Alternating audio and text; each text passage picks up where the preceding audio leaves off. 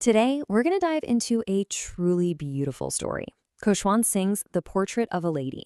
It's all about that incredible, complicated, and often quiet bond between a grandson and his grandmother. It's really a look at how relationships evolve over a lifetime, from being best friends to having this loving but very real distance. Let's get into it. This line, right from the start, is everything. It's the key to her whole character. See, her grandson just couldn't picture her as pretty in the way we usually think of it. But to him, she was beautiful, something much deeper, a kind of spiritual beauty that just radiated from her. So who was this woman? Well, in the narrator's memory, she was just always old. He describes her as short, a little fat, slightly bent over, with a face that was just a crisscross of wrinkles. He felt like she'd looked that way for at least 20 years. The very thought of her being young and pretty was, and this is his word, almost revolting. But then, the author uses this absolutely stunning metaphor to get past her physical looks and describe her soul. He says she was like a winter landscape in the mountains. Just picture that for a second. This vast, quiet, pure white scene. It perfectly captures who she was for him, this constant calming source of peace in his life. Okay, so you can really see their relationship in three different phases. The first one, back in their village, was like the golden age of their friendship. His parents had moved to the city and left him with her, and the two of them, they were completely inseparable. Their entire lives were just woven together. I mean, look at this routine. She'd wake him up with prayers, they'd walk to the temple school together, she'd read scriptures while he learned, and on the way home, they'd feed stale chapatis to the village dogs.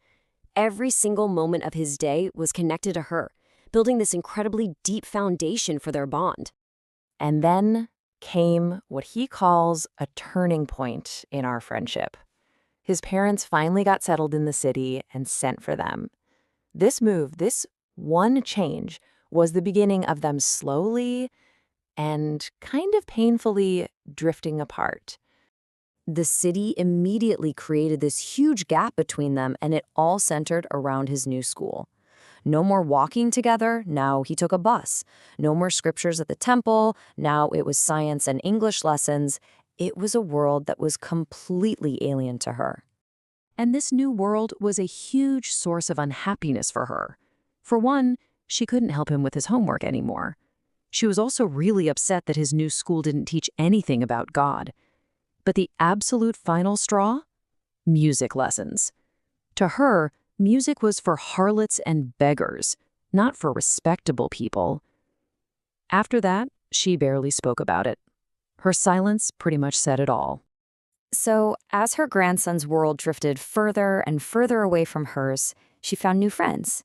Just like she used to feed the dogs back in the village, she started feeding sparrows in the city courtyard.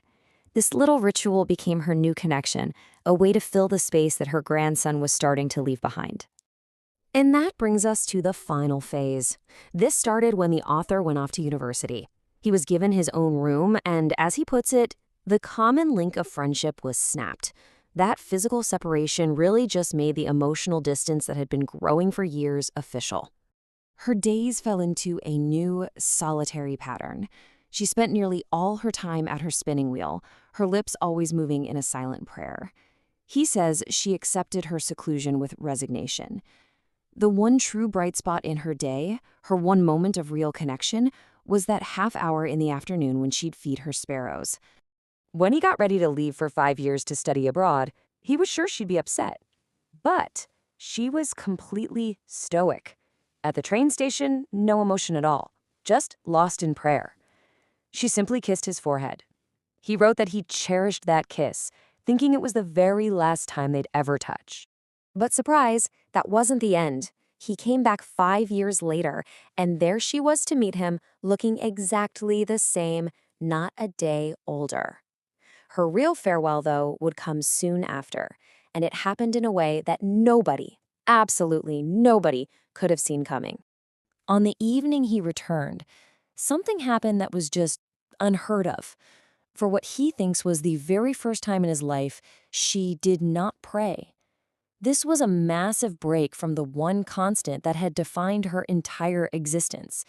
It was a sign that something was about to change, big time. Instead of praying, she got the women from the neighborhood together, found a dilapidated old drum, and for hours, she just sang songs about warriors returning home to celebrate her grandson's return. All that effort made her sick the next day. But she knew. She just knew. She told the family her end was near, said she wasn't going to waste any more time talking, and just lay in bed, praying. And then, her lips stopped moving and the rosary fell from her fingers. She was gone. But her family wasn't the only one grieving. In what has to be one of the most moving parts of this entire story, her little companions, the sparrows, showed up to express their own sorrow. But how did they do it? While her body was lying in the veranda, thousands of sparrows gathered all around her. But they were completely silent. Not a single chirp. The author's mom felt bad for them and threw out some breadcrumbs, just like his grandmother always did. But the sparrows didn't even look at it. They weren't there for food. They were there to mourn. And when her body was finally carried away, they just flew away, as quietly as they came.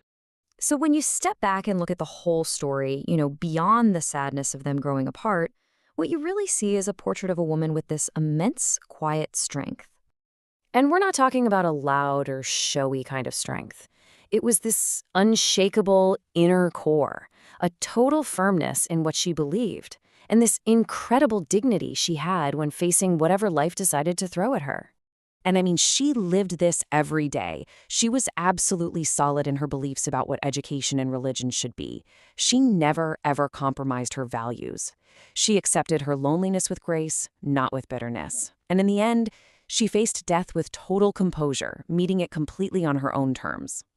Khushwant Singh called this story the portrait of a lady, his way of trying to capture who this unforgettable woman was. And that really leaves us with a question to think about, doesn't it? What are the portraits that we carry around in our own minds?